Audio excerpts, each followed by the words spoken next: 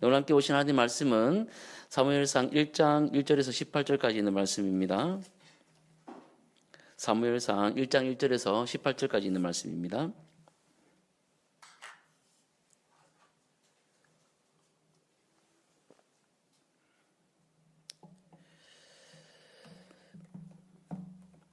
제가 봉독하고요. 우리 9절부터는 한 절씩 이렇게 서로 교독하도록 합시다. 에브라임 산지 라마다임 소빔에 에브라임 사람 엘가나라 하는 사람이 있었으니 그는 여로함의 아들이요 엘리후의 손자요 도후의 증손이요 숲의 현손이더라.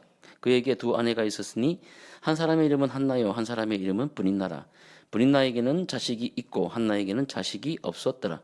이 사람이 매년 자기 성읍에서 나와서 실로에 올라가서 만군의 여호와께 예배하며 제사를 드렸는데 엘리의 두 아들 홈니와 비느하스가 여호와의 제사장으로 거기에 있었더라.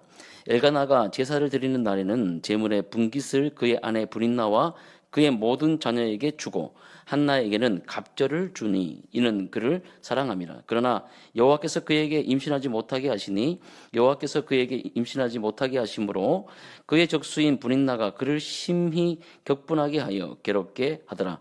매년 한나가 여호와의 집에 올라갈 때마다 남편이 그와 그같이 하매 브린나가 그를 격분시키므로 그가 울고 먹지 아니하니 그의 남편 엘가나가 그에게 이르되 한나여 어찌하여 울며 어찌하여 먹지 아니하며 어찌하여 그대의 마음이 슬프냐 내가 그대에게 10 아들보다 낫지 아니하냐 하니라. 9절 여러분들이 읽으시면 됩니다. 그들이 실로에서 먹고 마신 후에 한나가 일어나니 그때 제사장 엘리는 여호와의 전 문설주곁 의자에 앉아 있었다. 한나가 마음이 괴로워서 여호와께 기도하고 통곡하며 서원하여 이르되 만군의 여호와여 만일 주의 여종의 고통을 돌보시고 나를 기억하사 주의 여종을 잊지 아니하시고 주의 여종에게 아들을 주시면 내가 그의 평생에 그를 여호와께 드리고 삭도를 그의 머리에 대지 아니하겠나이다. 그가 여호와 앞에 오래 기도하는 동안에 엘리가 그의 입을 주목한즉 한나가 속으로 말하매 입술만 움직이고 음성은 들리지 아니하므로 엘리는 그가 취한 줄로 생각한지라. 엘리가 그에게 이르되 내가 언제까지 취하여 있겠느냐 포도주를 끊으라 하니 한나가 대답하여 이르되 내 주여 그렇지 아니하니이다. 나는 마음이 슬픈 여자라 포도주나 녹주를 마신 것이 아니요 여호와 앞에 내 심정을 통한 것뿐이오니 당신의 여종을 악한 여자로 여기지 마옵소서. 내가 지금까지 말한 것은 나의 원통함과 격분됨이 많기 때문이다 하는지라.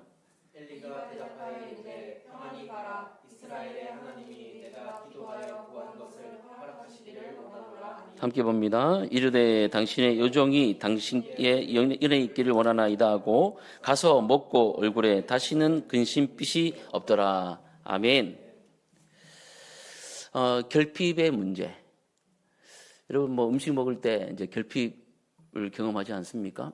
간이 안 맞다. 이런 뭐가 부족한 거예요? 소금이 부족한 거죠, 그죠? 그래서 맛을 내는 것은 여러분 소금입니다. 짠맛이에요. 그러니까 음식이 맛있다, 맛없다 얘기할 때 그 소금 맛으로 먹는 거예요, 여러분. 그죠? 저도 이거 음식을 전공하신 분들, 공부하시는 분들한테 들었는데, 그러니까 음식 맛이 저는 그 재료의 맛인 줄 알았거든요. 그게 아니라 짠맛이더만요. 짠맛. 그죠? 짠맛이 그게 음식 맛을 좌우하더라고요. 음식에 결핍이 있다. 그러면 맛이 없다. 그러면 이제 소금을 많이 넣으면 맛있는 겁니다. 여러분 아시겠죠? 소금 많이 넣으세요. 그렇습니다. 여러분, 음식도 그렇고 우리가 살아가는 모든 것에 결핍이 있어요. 그죠? 인간이 또 살아가는 이 본질적 결핍이라는 게 있습니다. 이 결핍이 뭐냐? 부족함이나 채워지지 않는 필요 상태를 의미한다는 거예요. 채워지지 않았다에 대한 것이 바로 뭐라고요? 결핍이라는 거예요, 결핍. 여러분, 인간은 창조 목적에서 벗어나는 그 순간부터 다양한 결핍을 경험하게 되었습니다. 그러니까 어떤 결핍을 우리 가운데 어떤 결핍을 경험하게 됩니까? 단순한 물리적 결핍뿐만 아니라 심리적 결핍 그리고 근본적 영적 결핍을 경험하게 된 것이 인간의 타락 이후에 일어난 일이라는 거예요. 여러분, 저와 여러분들이 원래 하나님께서 인간을 창조하실 때 그런 결핍된 존재를 창조하지 않았습니다. 그죠? 창세기 1장 26절에서 28절까지를 보면, 여러분 한번 성경을 찾아볼까요? 창세기 1장 26절에서 28절까지 말씀 한번 봅시다.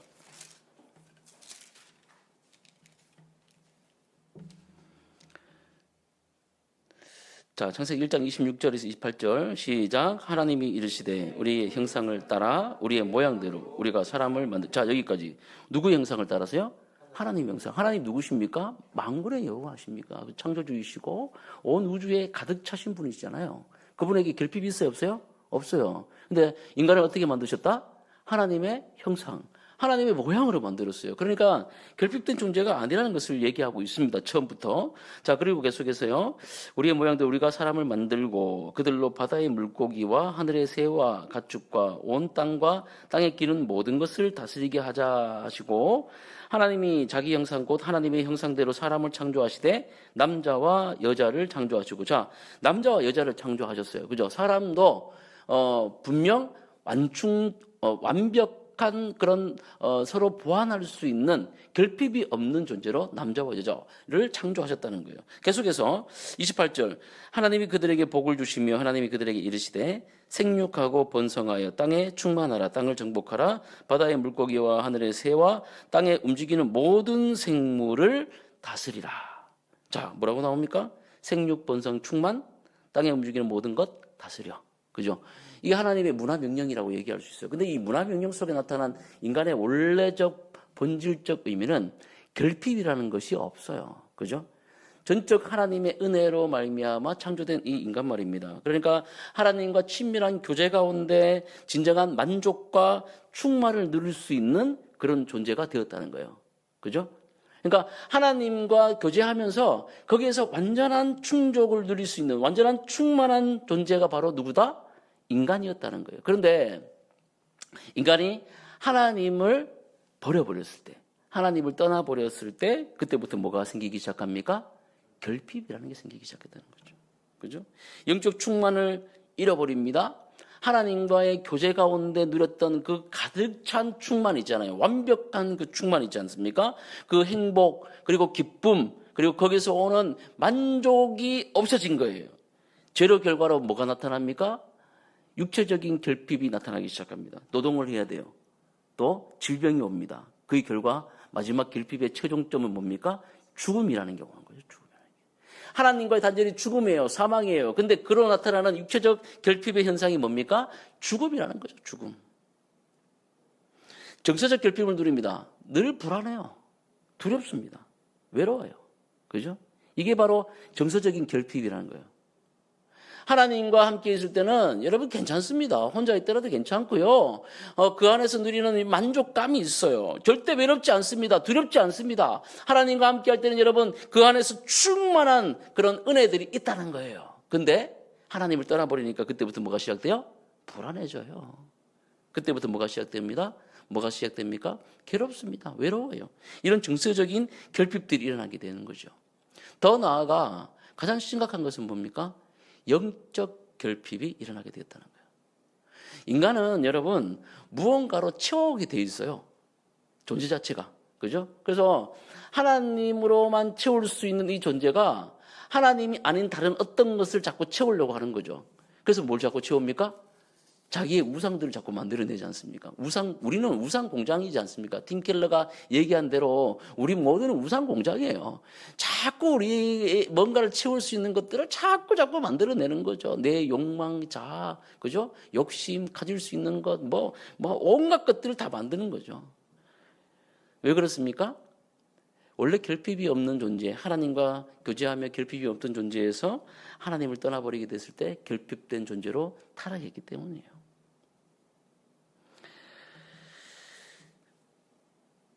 제가 그래서 연령대별로 느끼는 그런 결핍이 뭔가 한번 조사를 해봤습니다. 근데 어린이 청소년들이 느끼는 그런 결핍은 안정감이나 애정이나 정체성의 결핍을 느낀다고 합니다. 그러니까 부모의 부재나 혹은 이혼 등등 뭐 이런 정서적 결핍뿐만 아니라 과도한 학업 등으로 인한 자유와 창의성에 대한 결핍, 또한 또래 집단에서 소외를 느끼고 또 어떤 관계의 결핍들을 느낀다는 거죠. 이게 바로 이제 어린이와 청소년들이 느끼는 결핍이라는 겁니다. 또 청년들의 결핍은 뭡니까? 여기 청년들도 계시는데 여러분들이 가지고 있는 결핍이 뭡니까? 우리 전도사님이 느끼고 있는 결핍이 뭐예요? 멍하시군요. 오늘 반주하시는 우리 선생님 어떤 결핍이 있으십니까? 예, 없으신 것 같은데. 예, 하여튼 죄송합니다. 하여튼 뭐 이런 결핍들이 다 있어요. 그죠? 청년들이 느끼는, 초기 직장인들이 느끼는 그런 결핍은 방향성과 소속감, 또 미래에 대한 불안전한 느낌, 불확실성 있지 않습니까? 그죠? 또 이 직업이 맞는지, 이 길이 맞는지, 이 선택이 맞는지, 이 남자가 맞는지, 이 여자가 맞는지, 뭐 이런 거 있잖아요. 그런 거라는 거죠. 독립과 자립 과정에서 느껴지는 그런 경제적인 어려움과 또 신앙 공동체든 혹은 다른 공동체든 간에 그 안에서 느껴지는 단절과 또 여러분 관계에서 오는 그런 고립이나 결핍들이 있다는 거예요. 중년들은 어떻습니까? 중년. 저도 이제 중년의 나이가 됐는데 안정감과 성취감에 대한 결핍이 있어요. 직업의 압박과 또 가족 부양에 대한 그런 결핍들이 있고요. 또 부모님을 또 복양해야 되는 뭐 그런 역할, 또 자녀 양육 사이의 균형의 문제, 또 부부관계, 인간관계에서 오는 그런 여러 가지 결핍들이 있다는 거죠. 노년은 어떻습니까? 노년은 건강과 외로움이 가장 주된 결핍의 문제예요. 또 인생의 의미나 또 은퇴 후의 정체성 혼란이나 그런 활동성의 감소로 인해 가지고 자녀들과의 관계나 또 변화, 친구들, 배우자의 상실 있지 않습니까? 가장 충격적인 게 뭔지 아세요? 여러분 같이 이렇게 함께 놀던 친구들이 한 명 한 명 세상을 떠나는 게 가장 충격적인 일이에요. 자고 일어났는데 갑자기 내 친구가 소천했다는 거예요. 죽었다는 거예요. 그래서 장례식에 오라는 거죠. 그러면 굉장한 결핍과 소외를 느낀다는 겁니다. 자, 여러분 어때요? 그러니까 사람은 태어나면서부터 이 죄인된 사람 있지 않습니까? 아직 하나님과 하나님의 완전성에서부터 분리된 인간들 있잖아요. 그죠? 저와 여러분 마찬가지입니다. 우리도 예수 그리스도로 말미암아 하나님의 그 구원을 받은 사람들이잖아요. 그리스도의 십자가의 은혜로 말미암아 저와 여러분들이 어떻게 됐습니까? 구속감을 받았고 구원을 받았죠. 이미 우리는 구원받았고 하나님 나라를 살아갑니다. 근데 아직 완성된 것은 아니에요. 그래서 이미와 아직 사이 이 긴장 상태를 우리가 살아가는 거예요. 지금 이 땅에서 하나님 나라를 살아가고 있지만 완전히 회복된 그 하나님 나라가 아니라는 사실을 분명히 알아야 됩니다. 그죠? 이에서 긴장 가운데 살고 있어요. 그러니까 우리 믿는 사람들도 뭘 느낄 수밖에 없어요? 결핍을 느낄 수밖에 없다는 것을 명심해야 됩니다. 어떤 분들은 뭐 저는 예수 믿기 때문에 너무너무 맞아요. 맞습니다. 제가 틀린 말을 한다는 게 아니에요.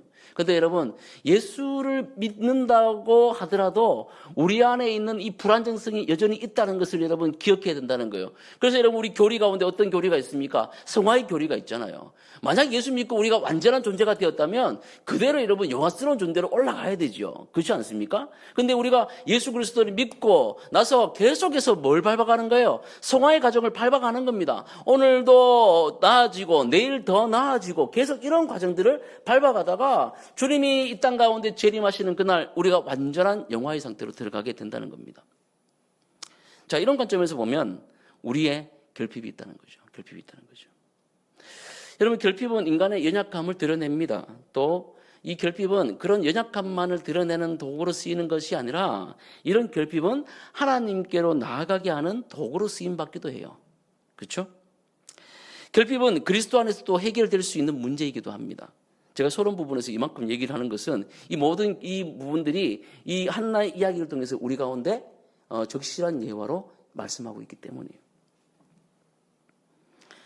자, 오늘 본문이었던 이 사무엘상 1장에 있는 말씀은 한나라는 여인의 이야기로 시작하고 있어요. 여러분 그 한나의 이야기 속에서 여러분 잘 아시는 내용들 아니겠습니까? 이 한나 이야기 속에는 어떤 결핍의 문제가 있었습니까? 바로 자녀가 없는 이 한나가 그죠? 그런 결핍의 문제가 있었다는 거죠.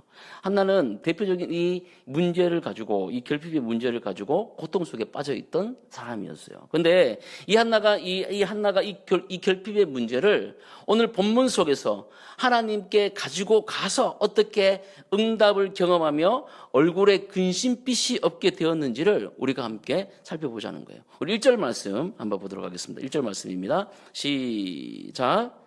에브라임 산지 라마다임 소빔에 에브라임 사람 엘가나라 하는 사람이 있었으니 그는 여로함의 아들이요 엘리후의 손자요 도후의 증손이요 숲의 현손이더라. 아멘.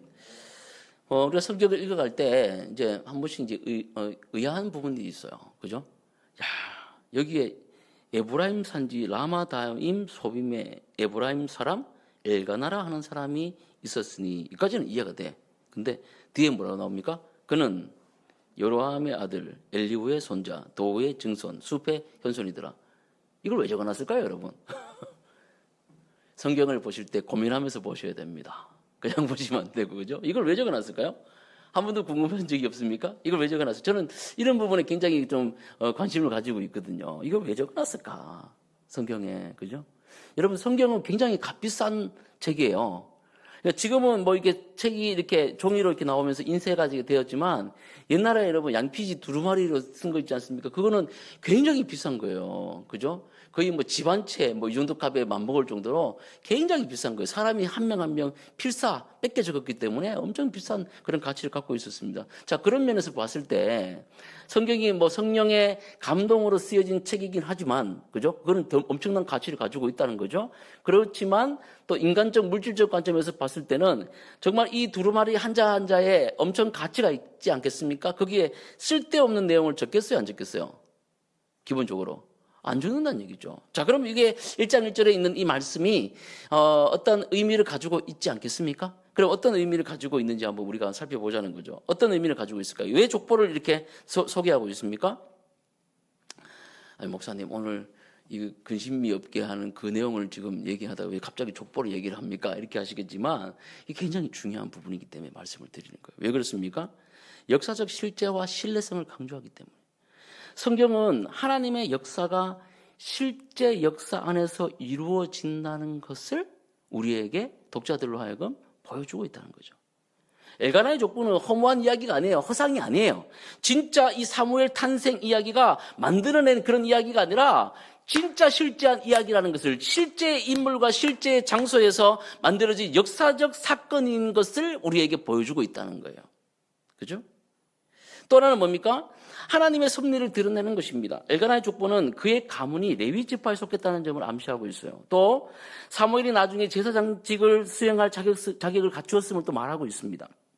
자, 그러면서 이런 이 역사적 실제와 신뢰성과 하나님의 섭리, 즉 이 가문 속에 하나님께서 개입하여 주셔서 이 엘가나라는 사람, 한나라라는 이 결핍을 통해서 하나님이 사무엘을 통하여 이스라엘을 어떻게 이끌어가고 계시는지를 직접적으로 보여주는 역사라는 것을 우리에게 말씀하고 있다는 거예요. 뭐가? 이 족보가 말입니다. 와, 목사님 엄청나게 깊은 뜻이 있었군요. 그죠? 이렇게 얘기하실 분도 있겠지만 여러분, 우리는 이 족보를 통해서 이런 부분들을 감안하고 성경을 읽어가야 된다는 거예요. 또 하나는 뭡니까? 저와 여러분들에게 적용되는 말씀이라는 점입니다. 그러니까 에브라임 산지 라마다임 소빔에 있는 이 엘가나라는 평범한 가정 속에 하나님이 역사한 이 이야기는 2025년 1월 오늘 며칠입니까? 15일, 감사합니다. 15일 오늘 저녁에 이 말씀을 읽고 또 이 설교를 듣고 있는 저와 여러분들에게 동시에 이루어지는 역사적 말씀이라는 거예요. 믿으십니까? 예. 이게 우리가 성경을 읽고 말씀을 들을 때 우리의 태도가 되어야 된다는 것이죠. 자, 그런 면에서 이 말씀이 우리에게 주는 이 한나의 결핍의 문제를 가지고 해결해 주시는 그 하나님의 은혜는 동시에 저와 여러분의 결핍의 문제도 해결해 주시는 하나님의 은혜로 다가온다는 겁니다. 아멘. 예, 2절 말씀 한번 읽어볼게요. 2절 말씀입니다. 시작. 그에게 두 아내가 있었으니 한 사람의 이름은 한나요, 한 사람의 이름은 브닌나라. 브닌나에게는 자식이 있고 한나에게는 자식이 없었더라. 아멘. 사무엘상 1장에 나타나는 이 한나의 결핍 문제는 굉장히 단순하고 확실한 문제입니다. 뭡니까? 예, 바로 자녀가 있고 없고의 문제예요. 조금 더 간다면 두 아내의 문제가 있다는 거죠. 지금 2025년에 우리의 어떤 윤리적 관점이나 도덕의 관점을 볼 게 아니고 당시의 관점으로 봤을 때 두 아내는 전혀 문제가 없어요. 왜냐하면 일부 다처제가 허용된 그런 국가 속에 살았기 때문이죠. 지금은 이게 허용됩니까? 안 됩니까? 법적으로? 안 됩니다, 여러분. 그죠? 안 돼. 우리나라는 안 돼요. 일부 다처 아닙니다. 일부 일처제입니다. 그리고 또 뭐죠? 한 남자와 한 여자가 결혼하는 겁니다. 가정을 이루는 겁니다. 절대 뭐 남자 여자 혹은 2명 남자 1명 여자 이런 거 안 되는 거예요. 그죠?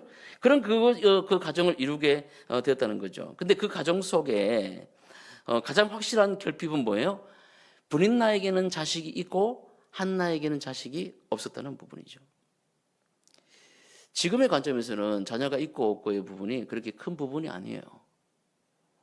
왜냐하면 지금은 뭐 그렇게 자녀가 대단한 어떤 사회적이나 문화적으로 어떤 의미를 주는 그런 존재가 아니라고 볼 수 있겠죠. 그러나 당시의 시대적 배경으로 보면 이 자녀는 하나님의 축복의 상징이자 가정의 존속을 위한 필수적인 요소로 여겨졌습니다. 자녀를 낳지 못한 여성은 불임으로 인해 가지고 사회적 수치와 불명예를 느끼는 경우가 많았어요. 이 단순한 부분이 아니라는 거예요. 여러분, 우리가 성경의 사회 문화 속으로 들어가서 이들의 상황을 우리 그대로 느끼지 않으면 성경에 나타나는 그런 은혜적인 요소들을 많이 놓칠 수가 있어요. 이게 뭐가 문제가 되나? 이게 뭐가 그렇게 문제가 되나? 그리고 뒤에 보면 이 엘가나가 한나에게 뭐라고 합니까? 성전에 올라갈 때, 그죠? 헌물을 주는데 대충 주는 게 아니고 한나에게 얼마나 줬어요? 2배를 줬어요, 2배. 갑절이라는 것은 그죠? 상속자 혹은 장자에 대한 그런 명분을 주는 거예요. 그러니까 자녀가 없어도 나는 당신이 뭐라고 생각하는 거예요? 상속자로 생각한다는 거예요. 그죠? 예. 브릿나가 상속자가 아니라 브릿나에 있는 자식이 내 장자의 명분을 이어받을 그런 자녀들이 아니고 한나 당신이 내 모든 거라는 것을 증명하는 것이 바로 2배를 줬다는 거예요. 그러나 중요한 것은 뭡니까? 그런 조건이 있음에도 불구하고 당시의 사회적 배경은 자녀가 없는 것이 굉장한 결핍이었다는 거예요. 한나는 자녀를 낳지 못했기 때문에 사회적 지위와 여성으로서의 존엄성이 위협받는 상황에 놓이게 됩니다. 그로 인해서 여러분 한나는 정서적으로 엄청 고통을 받아요. 여기에 누가 더 더해집니까? 브릿나라는 여자가, 그죠? 자, 성경을 한번 읽어봅시다. 우리 성경 1장 6절 말씀 우리 같이 한번 보도록 하겠습니다. 1장 6절 말씀 시작. 여호와께서 그에게 임신하지 못하게 하심으로 그의 적수인 브릿나가 그를 심하게 격분하게 하여 괴롭게 하더라. 아멘. 가뜩이나 힘든데 누가 격분시켜요? 예, 브릿나라는 여자가 격분시킵니다. 성경은 브릿나가 적수로 묘사될 정도로 한나에게 심한 정서적 압박을 가했다고 기록하고 있습니다. 여러분 그런 경우들 있나요? 여러분 뭔가 결핍을 가지고 있는데, 그죠? 여기 청년들이 또 계시니까, 그죠?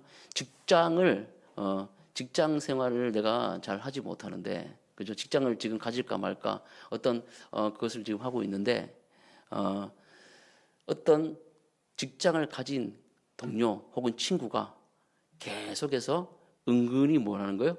염장을 지르는 거죠. 그래서 뭐 인스타나 페이스북이나 DM을 날려가지고 요즘에도 원서 쓰고 있어? 내가 도와줄까? 뭐 이런 식의 DM을 날린다든지 아니면 좋은 뭐 학원을 알려줄까? 뭐 이렇게 여러분 한다든지 뭐 그 밖에도 여러 종류가 있겠죠, 그죠? 자기 직장 생활 요즘에 직장 가면은 뭐 그 패키지를 딱 준다면서요. 패키지를 딱 줘가지고 좋은 회사 가면 패키지를 준대요. 딱 들어가면 뭐 엘땡 기업에서 주는 뭐 패키지가 있어요. 볼펜부터 해서 뭐 이게 딱 해가지고 뭐 주는데 그거 사진 딱 찍어가지고 그죠? 딱 인스타에 막 올리고 또 어떤 기업은 또 부모님한테 꽃을 보낸대. 그래서 거기 보면 뭐 아들 누구를 우리 기업에 취직시켜 주셔서 감사하다고 잘 키워줘서 부모님 감사합니다 이래가지고 막 여행권하고 이렇게 또 보내준대. 그런 거 딱 찍어가지고 엄마들 막 가는 거 막 찍어가지고 그죠? 유튜브에 막 올리고 그러고 그걸 또 슬쩍 보내는 거. 실수했어. 너한테 보내려고 한 게 아닌데 미안해. 이래가지고 딱 열어보게 만드는. 여러분, 제가 가정에서 만들었지만 그런 사람들이 우리 주변에 있을 수도 있다는 거죠. 여러분, 그랬을 때 여러분 어떻겠습니까? 혹은 그 밖에 여러 상황이 있을 수 있어요. 내가 가지고 있는 어떤 결핍의 문제, 내가 그토록 원하는 어떤 문제들을 누군가는 굉장히 쉽게 얻을 수도 있다는 겁니다. 근데 가만히 있으면 좋은데 그 사람이 나한테 꼭 얘기를 해요. 뭐라고 꼭 보여줘요. 내가 그토록 갖고 싶고 내가 그토록 원하던 걸 저 사람이 쉽게 얻었을 뿐만 아니라 그것들도 많이 가지고 있는 거예요. 오늘 불인나가 자녀가 한 명만 있는 게 아니라 여러 명을 가졌듯이 한나는 한 명 낳는 것도 너무너무 어려운데 이 불인나는 여러 명의 아이들을 가지게 된 겁니다. 그래서 그것을 가만히 있는 것이 아니라 누구에게 은근히 자랑하는 거예요? 한나에게 은근히 자랑할 뿐 아니라 나중에는 적수로 묘사될 만큼 한나에게 심한 정서적 압박과 모멸스러운 말들을 계속해서 퍼부어댔다는 거죠. 왜 그랬을까요? 저는 엘가나도 한몫했다고 생각합니다. 왜냐하면 엘가나가 어떻게 했어요? 분인나에게 잘해준 게 아니라 누구에게? 한나에게 몇 갑절을 줬어요? 갑절이나 되는 그런 재산들을 주고 사랑한다고 하고 내가 열아들보다 안 낫냐고 자꾸 얘기하는 게 그게 누구한테 들어와? 불인나의 귀에 들어오니까 불인나가 어떻게 됐을까요? 정말 불이 나겠죠. 마음속에 불이 올라오는 거예요. 불인나와 같은 존재가 여러분을 괴롭게 할 수도 있습니다. 여러분의 결핍, 여러분이 가지고 있는 어떤 부적분, 여러분의 열등감, 여러분이 가지고 있는 어떤 상황들 속에서 이 불인나와 같은 존재가 여러분을 괴롭게 한다는 거예요. 그게 사람일 수도 있고 혹은 상황일 수도 있다는 거예요. 혹은 관계일 수도 있다는 거예요. 그러니까 관계나 사람이 똑같은 말이지만 여러 사람들의 관계 안에서 다른 사람들은 뭐라고 얘기하지 않지만 그 공동체가 주는 어떤 환경과 분위기가 나로 하여금 적수와 같이 느껴질 정도의 마음을 일으킬 수도 있다는 거죠. 어디까지 갑니까? 7절 말씀. 7절 말씀 한번 읽어봅시다. 시작. 왜냐하면 한나가 여호와의 집에 올라갈 때마다 남편이 교같이 하매 분인나가 그를 격분시킴으로 그가 울고 먹지 아니하니. 아멘. 뭐라고 얘기해요? 울고 먹지 아니했다. 울며 먹지 못할 정도는 정말 여러분 깊은 고통 속에 있다는 걸 얘기해요. 그죠?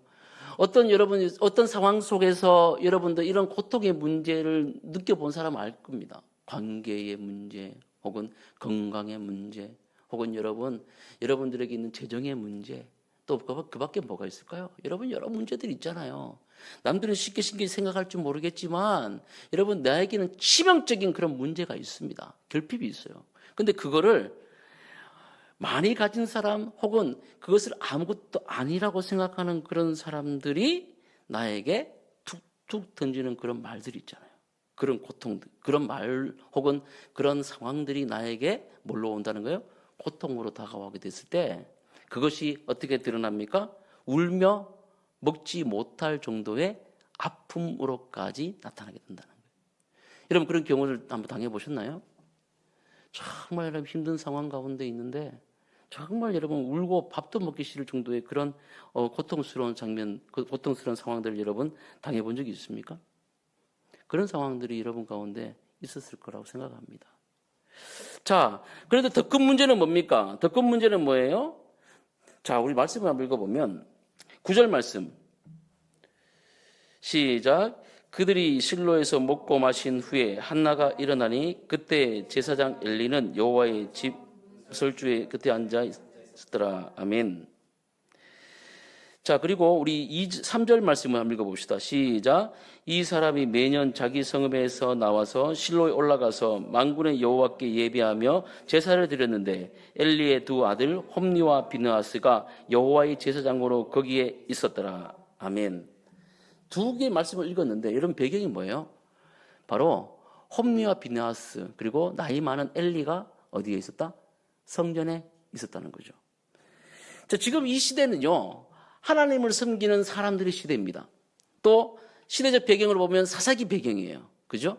그러니까 여러분 이 상황 속에서 가장 기가 막힌 거, 이 브린나가 계속해서 충동질하고 울며 먹지 못할 그런 고통 가운데 있는 한나가 하나님 앞에 가서 지금 기도하며 하나님의 말씀을 듣고 뭔가 회복을 받고 싶은데 문제는 뭐예요?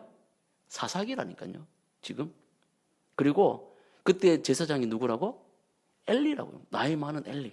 무설주에 지금 앉아 있어요. 아무것도 못하고 있습니다. 엘리. 또 누굽니까? 사무엘상 2장 이후에 나오는 여호와의 제사를 멸시했던 그 제사장 누구?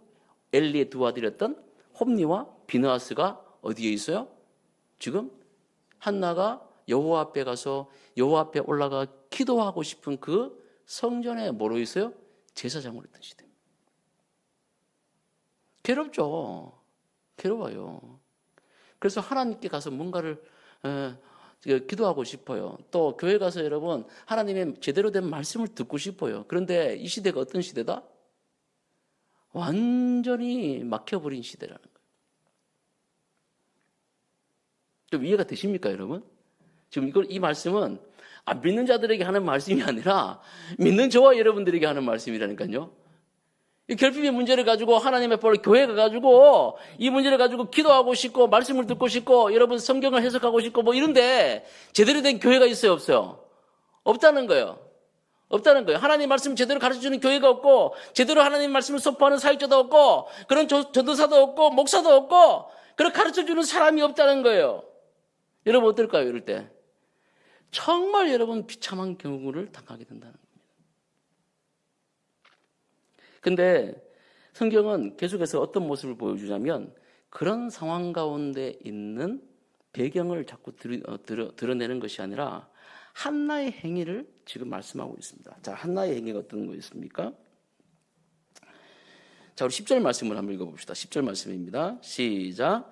한나가 마음이 괴로워서 여호와께 기도하고 통곡하며 끝까지. 예. 자, 한나가 뭐 합니까? 마음이 괴로워하세요. 힘들어요. 그래서 이런 교회의 상황과 이런 사역자들의 수준임에도 불구하고 어떻게 합니까? 하나님께 뭐 했다? 기도했다라고 얘기하고 있어요. 기도했다.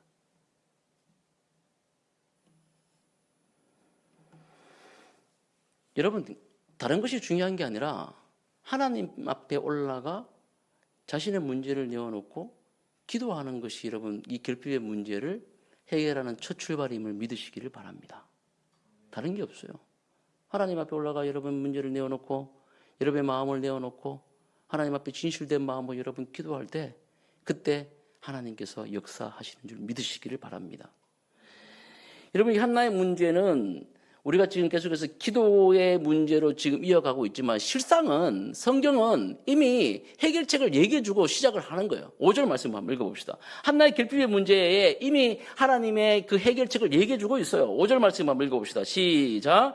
한나에게는 갑절을 주니 이는 그를 사랑함이라. 그러나 여호와께서 그에게 임신하지 못하게 하시니. 자, 그러나의 문제부터 뒤에부터 뭐가 나옵니까? 이 결핍은 누가 하셨다? 누가 하셨다고 나옵니까? 예, 여호와는. 기도가 먼저 나와요? 아니면 하나님께서 이렇게 하셨다는 게 먼저 나와요? 성경을 제대로 보세요. 어떻게 나옵니까? 예, 여호와께서. 하나님께서 한나의 결핍을 허락하셨다가 먼저예요. 자, 그러면 여러분 이 한나의 결핍의 문제는 그럼 누가 풀 수가 있다는 겁니까? 예, 여호와 하나님이 풀 수 있다는 거예요. 그죠? 그러니까 어떤 교회의 문제나 어떤 여러분 제사장의 문제가 아니라 하나님께서 주신 문제는 하나님이 풀 수 있으니 하나님 앞에 그 문제를 가져가면 문제가 풀려진다는 답이 이미 나와 있다는 거예요. 여러분 이 문제 속에 이 답 속에 여러분도 대입하시기를 바랍니다. 여러분의 자신을 여러분 이 답 속에 여러분을 대입하시기를 주의 이름으로 축복합니다. 자, 문제는 뭡니까? 하나님께서 이렇게 하신 이유, 이렇게 하신 그 이유에 대해서 깊이 있게 고민해 봐야 된다는 것이죠. 우리는 어떤 문제가 생기게 되면 그 문제에 대해 가지고 여러 가지로 해석하기 전에 그 문제에 함몰되는 경우들이 있어요. 야, 나에게 어떤 이런 건강에 문제가 생기고 나에게 경제적인 문제가 생기고 갑자기 회사에서 뭐 잘못돼서 그냥 나오게 되고 혹은 뭐 여러 가지 뭐 집에서 잘못된 문제가 있고 막 이렇게 되면 내가 생각지 못한, 내가 통제하지 못하는 경우들로 나아갈 때에 우리는 계속해서 그 문제에만 집중하는 경우가 있어요. 그죠? 근데 우리가 진짜 주의할 때는 뭐냐면 그런 문제들이 있을 때 이 문제가 시작된 출발이 어딘가를 고민할 필요가 있습니다. 성경은 분명히 우리에게 약속하고 있어요. 하나님께서 우리에게 피할 고난밖에는 허락지 아니하신다는 것을, 피할 수 있는 고난밖에는 허락지 아니할 것을 우리에게 약속하고 있다는 겁니다. 또 우리의 모든 것은 하나님이 주권하고 계시고 하나님께서 주장하고 계시다는 것을, 또 우리의 모든 인생 가운데 섭리하시고 인간의 결핍과 고통을 사용하셔서 또 하나님의 섭리를 이루어 가시는, 하나님의 계획을 이루어 가시는 그런 일들을 성경 속에서 우리에게 계속해서 증거하고 있다는 거예요. 그러니까 여러분에게 일어나는 모든 결핍의 문제, 여러분들에게 일어나는 모든 상황들은 하나님이 허락하심 가운데 일어나고 있다는 사실을 여러분 믿어야 할 줄로 믿습니다. 믿으시기를 바랍니다. 성경에서 일어나는 여러분 여러 신뢰들 무엇입니까?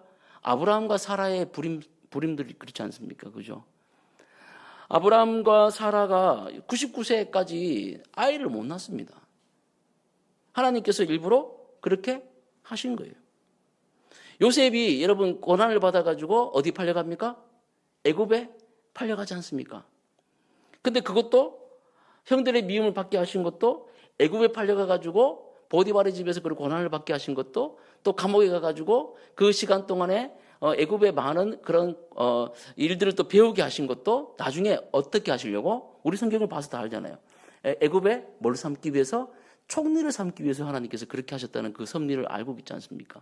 근데 이 고난의 문제를 이런 마지막의 결말을 가지고 보면 이해가 되는데, 당시의 문제만 보면 어때요? 이해가 돼요, 안 돼요? 안 되죠. 아니, 요셉한테 왜 그런 일이 일어납니까? 형들이 왜 요셉만 미워합니까? 하필이면 그런 꿈들을 왜 거기서 얘기하게 해가지고 그런 고난을 받느냐는 거죠. 바울의 가시 문제만 해도 그렇습니다, 여러분. 신약 성경의 바울요. 바울의 육체적 가시가 있었지 않습니까? 그게 뭐 안질이든 여러분 뭐 어떤 뭐 두통이든 뭐 상관이 없지만은 그가 그 가시 때문에 여러분 정말 하나님 앞에 3번이나 죽도록 기도하잖아요. 바울이 누구예요? 손수건만 얹어도 여러분 병이 낫고 귀신이 떠나가고 엄청난 능력을 발휘했던, 그 능력을 가지고 있던 사람이 누굽니까? 사도 바울이잖아요. 근데 자기 육체 가시 때문에 하나님께 기도했는데 하나님이 뭐라고 말씀하십니까? 네 은혜가 네게 족하다. 아니, 여러분 그렇게 하면 정말 이게 위로가 되는 걸까요? 위로가 돼요? 제 키가 2m가 조금 안 돼요. 안 되는데 이게 중학교 2학년 때 키가 그래요. 그죠? 그래서 제가 막 기도했어요. 중학교 1학년인가 2학년 때 애들이 막 크고 저만 작아지니까. 예? 그래서 제 친구한테 물어봤어요. 야, 너 어떻게 하면 그게 키가 크냐? 방학 동안에 이만큼이 큰 거야. 저보다 작았는데 방학 갔다 오니까 나한테 이거 기도문을 이렇게 하더라고. 제가 기분이 좋겠어요, 나쁘겠어요? 별로 안 좋겠죠. 그래서 자존심을 다 누리면서 걔한테 가서 내가 조용히 물어봤어. 야, 너 어떻게 그렇게 키가 크냐? 나한테 좀 가르쳐 주라 했더니 니한테만 가르쳐 주는데 밤에 잘 때 분무기에다가 물 담아서 네 머리에 3번을 뿌려라. 진짜로요, 진짜로. 걔 이름이 이기훈이에요. 이 유튜브 방송 볼지 모르겠지만 믿고 있거든. 예수 믿어라. 그래서 제가 여러분 했겠습니까? 안 했겠습니까? 여러분 했습니다. 여러분 했어요. 왜냐하면 절박하니까. 예? 처음에 저도 안 믿었죠. 야, 무슨 머리에 그 물 뿌려가지고 무슨 기르가 자라겠어. 근데 여러분 잘 때 눈이 감겨요, 안 감겨요? 잘 때 눈이 잘 안 감겨요. 자꾸 분무기에 물 뿌려라, 분무기에 머리에다 물을 3번 뿌려라. 마음속에서 계속 감동이 와. 성령께 주시는 게 아니고 자꾸. 그죠? 그래서 머리에다 물을 뿌려요. 여러분, 절박한 상황 가운데 여러분들에게 어떤 문제가 있으면 그 문제의 해결을 위해서 자꾸 여러분, 다른 것들이 생각나게 될 때가 있어요. 저에 대해서는 키 문제죠. 어떤 분들에게 건강 문제일 수 있어요. 생각지도 않은 질병이 찾아올 때가 있어요. 아니면 생각지도 못한 경제적 문제가 생길 수도 있어요. 생각지도 못한 여러분 엄청난 여러분 관계의 문제가 생길 수도 있어요. 그럴 때 여러분 다른 것을 생각하는 것이 아니라 이 문제는 누가 주신 것이다? 하나님이 나에게 허락하신 것이다 라는 것을 잊지 마시기를 바랍니다. 거기서부터 문제가 해결이 출발하는 거예요. 거기서부터 여러분 하나님의 해결 방법이 시작되는 거예요. 자꾸 전화통 붙잡고 이 사람 저 사람 전화하고 저기 찾아가보고 저기 찾아가보고 예? 여기 기웃 저기 기웃 해보고 이 사람 의지하고 저 사람 의지하고 가보세요. 가보면 다 뭐밖에 없습니까? 상처밖에 안 받아요. 저도 물 뿌리고 나가지고 머리에 비듬밖에 안 생기더라고요. 여러분 성경은 우리에게 날마다 답을 주고 문제를 주시는 줄 믿으시기 바랍니다. 예. 우리가 뭘 노력을 막 한다고, 그죠? 물론 이 간절한 기도도 필요해요. 근데 우리가 뭘 노력을 막 용을 쓰고 여러분 막 이렇게 막 뒤틀린다고 우리의 문제가 해결되는 게 아니라니까. 우리는 이미 예수 그리스도로 말미암아 구원받은 존재라는 사실을 잊지 마시기 바랍니다. 제발요. 아멘. 예. 여러분들은 존귀한 사람들이 이미 되었다니까요. 어제도 말씀드렸지 않습니까? 매일매일 설교 때마다 제가 하나님의 말씀을 선포하고 있지 않습니까? 제 말이 아니라 여러분 설득하려고 하는 게 아니라 여러분들은 하나님의 존귀한 자요. 하나님께서 여러분을 사랑하셔서 예수 그리스도를 통하여 이미 구원받게 한 하나님의 자녀인 것을 여러분 잊지 마시기 바랍니다. 그 사랑하는 자녀에게 내가 돌을 주겠느냐? 내 사랑하는 자녀에게 내가 뱀을 주겠느냐? 이게 하나님의 말씀이에요. 하나님의 마음이에요. 그러니 여러분 하나님께 나아가 여러분의 결핍을 아뢰시기를 주의 이름으로 축복합니다. 예. 그 문제만 보는 게 아니라 아시잖아요. 문제만 보는 게 아니라 하나님 내게 왜 이런 결핍을 주셨습니까? 하나님 내게 왜 이런 문제를 주셨습니까? 저 지금 힘든데 하나님 제가 이 문제를 통해서 하나님 어떻게 성장하기를 원하시고 제가 이 문제를 통해서 어떻게 하나님을 더 알아가기를 원하시고 제가 이 문제를 통해서 어떻게 하나님의 영광을 드러내기를 원하십니까? 여러분 문제의 해결의 출발이 이 기도가 이런 식으로 나아가야 된다는 거예요. 근데 그게 아니라 하나님 돈 1억만 주십시오. 나 병 낫게 해주세요. 틀린 기도는 아니라니까. 근데 100% 하나님의 마음에 드는 기도가 아니라고. 하나님 뜻이 아니라고. 여러분 우리 같은 자녀들에게 왜 하나님이 병을 주십니까? 왜 사랑하는 자녀에게 왜 결핍을 주세요? 그런 이유는 여러분 하나님께서 이 성경에 여러 군데 적어놓으신 그 이유들이 우리에게 적용되는 거 아니겠습니까? 아까 제가 간단하게 얘기했던 아브라함과 요셉과 바울만 보더라도 그렇잖아요. 똑같은 그런 적용점들이 우리에게 적용된다니까요. 사랑하는 여러분, 여러분의 결핍을 넘어서는 믿음을 보여주시기를 주의 이름으로 축복합니다. 한나처럼 용을 쓰며 기도하자 그런 얘기를 하는 게 아니에요 지금. 하나님께 이 문제를 가지고 나아가는 믿음을 여러분 가지시기를 주의 이름으로 축복합니다. 아멘. 술 취한 듯이 여러분 기도합시다. 뭐 지금 제가 그렇게 설교하는 게 아니에요. 하나님 앞에 여러분 문제를 가지고 하나님께 나아가는 그런 신앙을 가지시기를 주의 이름으로 축복합니다. 아멘. 하나님께 나아가면 그때 하나님께서 성령을 통하여 여러분에게 기도하게 하실 거예요. 하나님께서 성령을 통해서 여러분의 입을 열어주실 거예요. 여러분의 마음을 열어주실 거예요. 그리고 그 문제를 바라보는 것이 아니라 그 문제를 주신 그 하나님을 바라보게 하실 줄 믿으시기를 바랍니다. 그러면 문제가 해결된 거예요. 할렐루야. 또 그 병이 안 났더라도 여러분 해결된 거예요. 아멘. 예, 그거가 우리에게 주어지는 이 성경의 교훈이라니까요. 10절과 11절 한번 읽어봅시다. 한나가 어떻게 기도했나 봅시다. 10절과 11절 시작. 한나가 마음이 괴로워 여호와께 기도하고 통곡하여 소원하여 이르되 만군의 여호와여 만일 주의 여종의 고통을 돌보시고 나를 기억하사 주의 여종을 잊지 아니하시고 주의 여종에게 아들을 주시면 내가 그의 평생에 그를 여호와께 드리고 삭도를 그의 머리에 대지 아니하겠나이다. 아멘. 이걸 가지고 이제 뭐 소원 기도 뭐 이렇게 얘기하고도 하고 뭐 얘기를 하지만 저는 여기에서 가장 중요한 포인트를 잡고 있는 게 뭐냐면 마음이 괴로워서 누구에게 기도하고 여호와께 기도하고 뭐 했다? 통곡하며 또 소원했다. 여러분, 하나님께 여러분들의 마음을 내어놓을 때 울어야 됩니다. 아멘? 제가 뭐 감정적인 걸 얘기하는 게 아니라요. 통곡이라는 것은 우리의 모든 걸 다 까발리는 거예요. 누구에게 울 수 있어요, 여러분? 누구에게 울 수 있습니까? 제가 저번 설교인가 거기서 지하주차장 얘기를 잠깐 했는데, 그죠? 제가 막 차 타고 이렇게 지하주차장 한참 된 얘기가 갔는데, 차 속에 어떤 사람이 선티나니까 잘 안 보이는데 핸들 붙잡고, 그죠? 남자분 50대 중반쯤 됐는데 어깨를 막 드슥드슥 하는 거야. 저 사람 왜 저러나 봤더니 울고 있는 거야, 차 안에서. 남자들이 있잖아요, 이게 뭐 울음을 참다가 울음이 터지잖아요. 그러면 막 이래요. 여자들도 그렇나요? 여자들은 뭐, 와! 뭐 이렇게 울잖아. 그죠? 와! 뭐 이렇게 울잖아. 남자들은 그렇게 못 울어. 그래가지고 막 참으면서 막 이게 눈물이 여기까지 막 꿀꺽꿀꺽 넘어가는 거야. 여기 막 콧물이 막 넘어가. 근데 참으면서 뭐 해야 되니까 핸들 붙잡고 이러고 있는 거예요. 집에 가면 아버지고 밖에 가면 부장이고 여러분 막 이러니까, 예, 이제 지위가 있고 사회적 뭐가 있으니까 이러면 그 울음을 울지 못하는 거야. 근데 여러분, 하나님께는 울 수 있어야 됩니다. 아멘. 예, 하나님께는 울 수 있어야 돼요. 저는 오늘 이 밤에 이 기도회가 하나님께 우는 기도회가 되기를 원합니다. 하나님께 마음을 토로하며, 하나님 아버지 도와주세요, 엉엉 울면서 여러분 그렇게 기도하는 그런 기도회가 되기를 원합니다. 여러분, 심하게 울어본 적이 있습니까? 최근에 심하게 울어본 적이 있어요? 저는 한 번씩 울어요. 여기 와가지고 우리 상황들을 두고, 나라와 민족을 두고. 나라와 민족을 두고는 잘 눈물이 안 나더라고. 죄송합니다. 울어야 되는 상황인데, 야, 진짜, 그죠?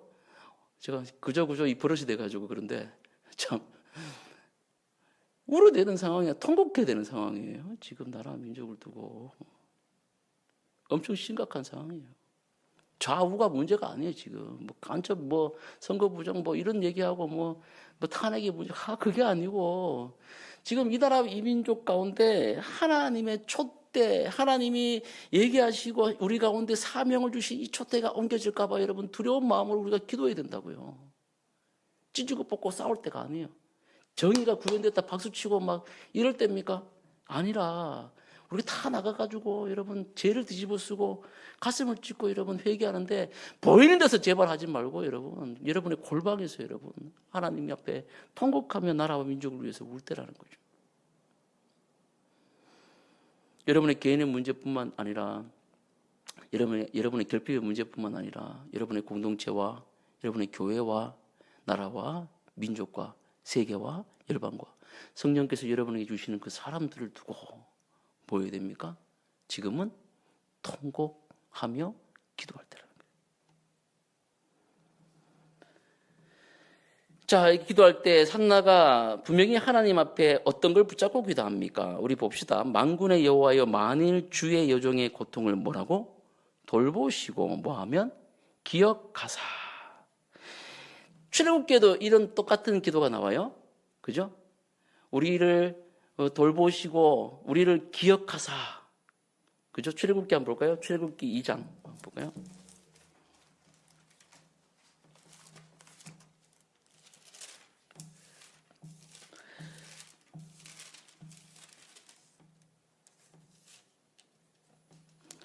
출애굽기 2장 24절 보십시다. 23절과 24절 시작. 여러 해 후에 애굽 왕은 죽었고 이스라엘 자손은 고된 노동으로 말미암아 탄식하며 부르짖으니 그 고된 노동으로 말미암아 부르짖는 소리가 하나님께 상달된지라. 하나님이 그들의 고통 소리를 들으시고 하나님이 아브라함과 이삭과 야곱에게 세운 그의 언약을 기억하사. 25절. 하나님이 이스라엘 자손을 돌보셨고 하나님이 그들을 기억하셨더라. 아멘. 여러분, 울며 기도할 때 하나님 앞에 여러분 그 문제의 해결을 낱낱이 구하고, 이게 중요한 게 아니라 뭐를 구하는 거예요? 뭘 붙잡고 기도하는 거예요? 하나님, 나를 돌보시고 내 기도를 들어주시고 저를 기억해 주세요. 아멘. 여러분, 이게 문제, 이게 여러분 그 하나님 앞에 드려지는 기도의 첫 출발입니다. 하나님, 저를 기억해 주십시오. 하나님, 저를 기억해 주십시오. 저를 돌봐 주십시오. 저를 쳐다봐 주세요. 하나님, 저 얼굴을 제게 돌아봐 주십시오. 하나님의 그 거룩하신 얼굴을 제게 비춰 주십시오. 그리고 저를 기억해 주십시오. 제 소리를 들어 주십시오. 여러분, 이게 바로 기도의 첫 출발이라는 거예요. 그리고 나서 자기의 기도를 하지 않습니까? 뭐라 기도합니까? 주의 여종에게 아들을 주시면 이라고 얘기하죠. 그죠? 그리고 나서 뒤에 소원의 내용 담지 않습니까? 내가 그의 평생에 그를 여호와께 드리고 그 삭도를 그의 머리에 대지 아니하겠나이다. 그러니까 기도의 순서가 있다니까요. 그죠? 순서가 있어요.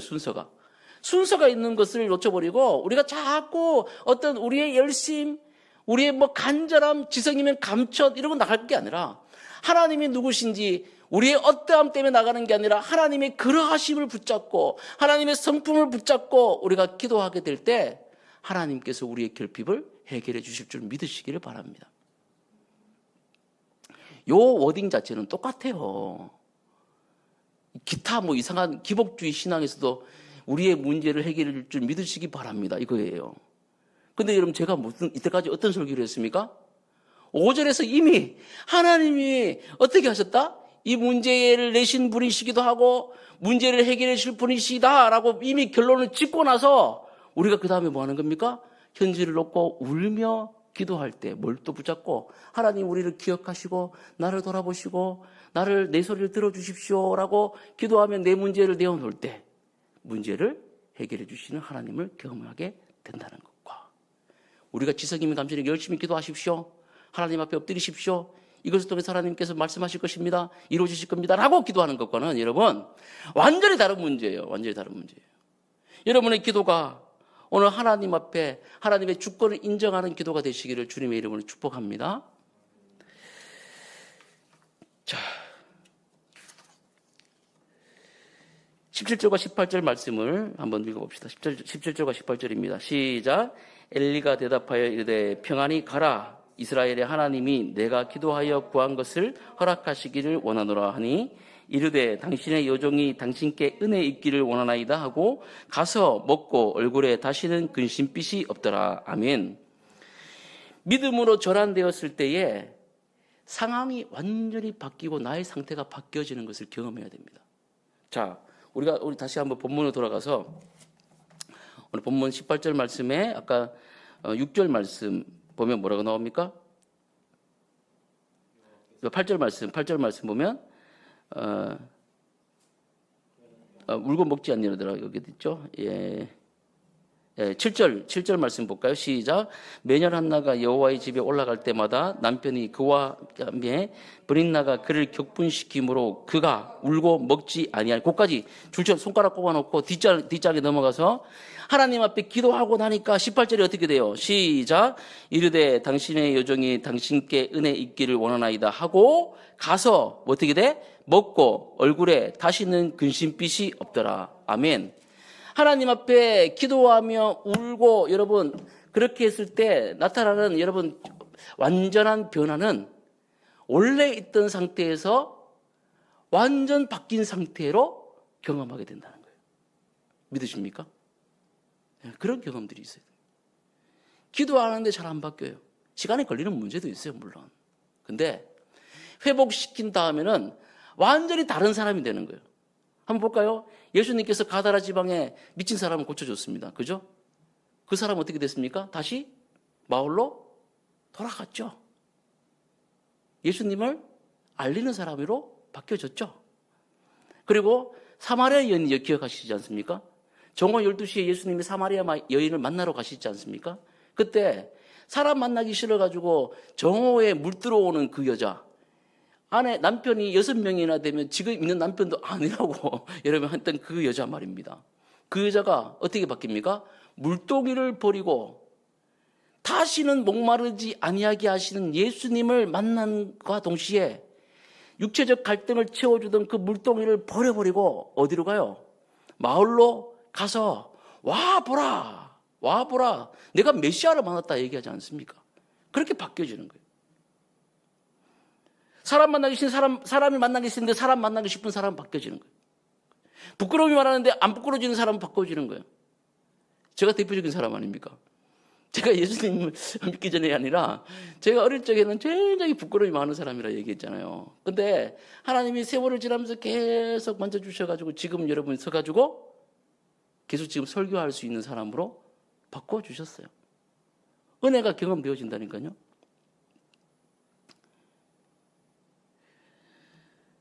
방금 뭐가 생각났는데 안 하기로 했습니다.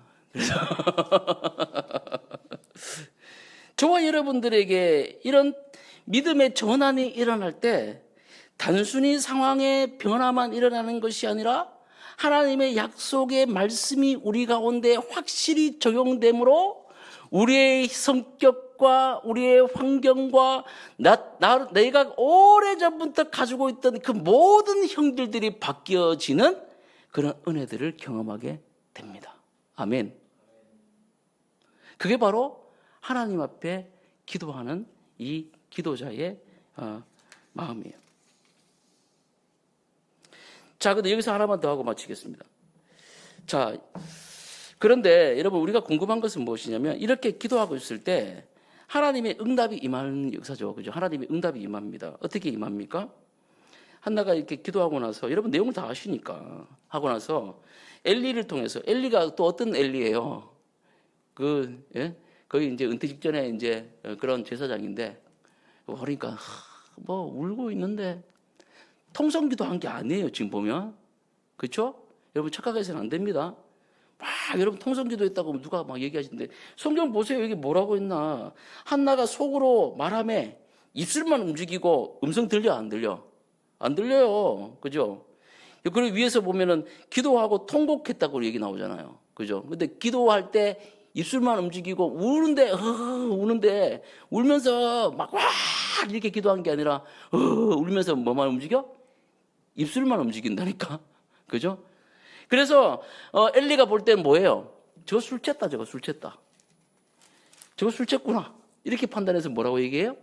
독주와 포도주를 끊으라고 얘기하잖아요. 포도주를 끊으라고 얘기하잖아요. 이야, 정말 진짜, 그죠? 여러분, 만약에 죄송합니다. 제가 전사님 여기서 막 기도하고 계시는데, 막 뭐가 괴로운 일이 생겼어. 막 기도하고 있는데, 제가 갑자기 나타나가지고, 보니까, 소리도 안 내고, 막 입술만 뭐 하고 있고, 막 눈물 펑펑 흘리고 있는데, 보니까 술 먹은 것 같아. 전도사님 미쳤나? 그런 생각가지고 내가 전도사님 술 먹었나? 그럼 어떻겠어요, 전도사님? 화가 불어 나겠죠. 그런 거 아니겠습니까? 자, 근데 뭐 중요한 거는 그런 내용들 빼고 그렇게 영적으로 어두운 상태였다는 거예요. 그런데 그 제사장의 입을 통해서 어떤 말씀이 나갑니까? 우리 말씀 볼까요? 17절 시작. 엘리가 대답하여 이르되 평안히 가라. 이스라엘의 하나님이 내가 기도하여 구한 것을 허락하시기를 원하노라 하니. 아멘. 저는 이 엘리의 이 말은 요즘에 우리 사역자들이 많이 하는 제가 기도하겠습니다 말과 비슷하다고 생각해요. 뭔가 신적 계시를 받아가지고, 그죠? 신적 계시를 받아가지고 뭐 아닐 수도 있는데 신적 계시를 받아가지고 한나의 내용을 다 알고 한나가 구하고 있는 것이 아들 문제인지 그 집의 상황을 알고 그것을 두고 이 엘리 제사장이 하나님 앞에 금식하며 기도하고 한나 대신에 하나님의 계시를 받아서 이 한나에게 평안히 가라고 얘기해 준 것은 아니었다. 왜냐하면 그 상태를 보면 그렇게 알 수 있는 거죠. 근데 뭐라고 얘기합니까? 하나님이 제사장을 통해서 주고 평안히 가라. 그렇게 그런 식으로 계시를 받지 않았을지라도 평안히 가라. 이스라엘의 하나님이 내가 기도하여 구한 것을 허락하시기를 원하노라. 이 말 자체가 하나님의 음성, 하나님의 응답, 하나님의 말씀의 약속으로 받았다는 거예요. 아멘. 여러분 생각해 보세요. 한나가 이 말을 듣고 나서 뭐라고 얘기합니까? 이 여종에게 당신께 은혜 있기를 원합니다. 하나님의 그 은혜를 제가 있기를 원합니다. 라고 응답을 합니다. 그리고 나서 바로 뭐라고 나옵니까? 가서 밥을 못 먹었는데 이제 밥을 먹어요. 얼굴에 맨날 근심과 걱정과 여러분 억울함과 분노가 쩔어 있었어. 불이 나면 보면 막 속이 막 부글부글 끓어오르고 이기고 싶은데 말하고 싶은데 아들은 없어. 그러니까 미칠 지경이에요. 사람 꼴도 보기 싫고 막 미치겠는 거야. 그러니까 여러분 어떻게 돼요? 신경질적이 되고 여러분 얼굴에 뭐 가득한 그런 인상으로 살아갔던 그녀가 이 엘리 제사장의 이 말을 듣고 하나님의 음성을 듣고 어떻게 합니까? 가서 밥을 맛있게 먹고 얼굴에 뭐 어떻게 돼요? 다시는 근심이 없었더라. 얼굴이 확 바뀌어지는 그런 은혜가 있었다는 거예요. 여기 기가 막힌 게 뭡니까, 여러분? 아들이 낳았어요, 안 낳았어요, 지금? 아들이 난 상태예요, 안 난 상태예요? 결핍의 상황이 지금 상황이 바뀌어졌습니까, 안 바뀌어졌습니까? 안 바뀌어졌어요. 그죠? 그리고 엘리 제사장이 아들 죽게라는 말 했어요, 안 했어요? 안 했어요. 자기가 기도한 내용을 하나님이 허락해 주시기를 원한다. 여러분, 이 말이, 이 허락이라는 이 말이 여러분 아까 읽었던 5절 말씀과 연결되는 거 아시죠? 5절에 누가 이것을 태의 문을 누가 막으셨습니까? 하나님이 허락하셔가지고 막으신 거잖아요. 근데 다시 하나님이 허락하시면 열어지는 거예요. 할렐루야. 이게 지금 연결되어 있다니까요. 그래서 이 말씀을 들을 때에 한나가 여러분 그 은혜 받기를 원합니다. 하나님 허락해 주시기를 원합니다. 말씀을 받았어요. 이미 하나님의 약속을 받은 거예요. 그러니까 내 상황이 아직 안 바뀌었습니다. 내 거가 지금 아직까지 정확하게 내 기도대로 된 게 아니에요. 하지만 하나님의 약속을 믿고 지금 한나는 다시는 얼굴에 근심빛이 없는 그런 사람으로 현실 속에서 살아가게 되었다는 거예요. 평안을 누리게 되었다는 말씀입니다. 여기에는 하나님의 주권을 인정하는 그의 신앙이 있어요. 하나님이 하시면 된다. 하나님의 은혜가 있으면 된다는 거죠. 또 기도할 때 내적 변화가 생겨난 거예요. 하나님 앞에 간절히 자기의 모습을 내어놓고 여러분 하루 이틀 기도한 게 아니지 않습니까? 기도할 때마다 여러분 기도자를 변화시키는 하나님의 은혜가 그에게 이미 임한 거예요. 상황이 바뀌어지기 때문에 그런 것이 아니라 이 기도자를 하나님께서 바꾸어 주셨다는 거예요. 그리고 또 마지막에 뭡니까? 하나님의 약속이 반드시 이루어질 것을 확신했다는 거예요. 창세기 15장 6절에 보면 아브라함이 하나님의 약속을 믿음으로 의롭다 칭함을 받았다라고 말씀하고 있어요. 믿음이 바로 그런 것입니다. 믿음은 바라는 것들의 실상이요 보이지 않는 것들의 증거라고 말씀하지 않습니까? 그러니까 저와 여러분이 기도할 때에 하나님 앞에 간구하며 기도한 것은 하나님이 허락하심을 믿고 기도하고 있다는 것을 여러분 확실하시기 바랍니다. 그리고 그 내용을 이미 받았다고 여러분 믿고 여러분 상황들이 변하지 않는 그 현실 속에서 하나님의 약속을 붙잡을 때에 거기서 오는 놀라운 평안을 누리시기를 주의 이름으로 축복합니다. 상황이 바뀌어졌기 때문에 모든 문제가 해결됐기 때문에 오는 평안은 가짜예요. 그러나 여전히 그런 상황 가운데 전쟁 같은 시간들 속에서 하나님께서 나와 함께 하시고 내 기도를 들으셨다는 것을 내가 믿고 하나님의 약속을 말씀을 내 속에 간직한 채 하나님께서 이루어 주실 주권을 믿고 하루하루 버티며 살아갈 때 그 안에서 주시는 하나님의 평강이 우리에게 임하게 된다는 거예요. 그것을 믿으시기를 바랍니다. 이제 말씀을 마무리하려고 합니다. 한나는 결핍의 문제 속에서도 하나님께 나아갔고 믿음으로 인해 평안을 얻게 되었습니다. 그녀는 자신의 소원을 이루어 주시는 하나님을 신뢰하며 이 기도를 통해서 하나님의 계획 안에 자신을 헌신했습니다. 결과적으로 하나님의 말씀에 대한 믿음, 오직 하나님께 소망을 두는 그녀의 믿음은 그를 근심에서 평안으로 옮겨놓았다는 거예요. 그러니까 여러분 결핍의 문제를 바뀌어준 게 아니라 어디에 소망을 두었기 때문입니까? 하나님께 소망을 두었기 때문에. 2025년도 신년 저녁 기도의 지금 세 번째 시간인데요. 계속해서 여러분들이 주시는 메시지가 무엇입니까? 하나님께 소망을 두라는 거예요. 이 말씀 붙잡고 여러분 승리하시는 저와 여러분 되시기를 주의 이름으로 축복합니다.